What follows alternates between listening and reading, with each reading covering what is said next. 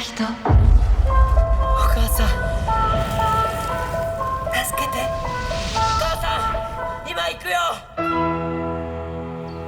私、真人さんの新しいお母さんになるのよ。このお屋敷には時々妙なことがありましてな。真人、助けて。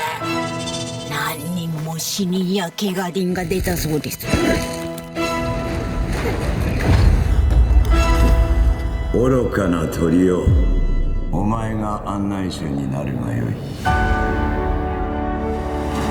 お前どこから来た？ここは呪われた海だ。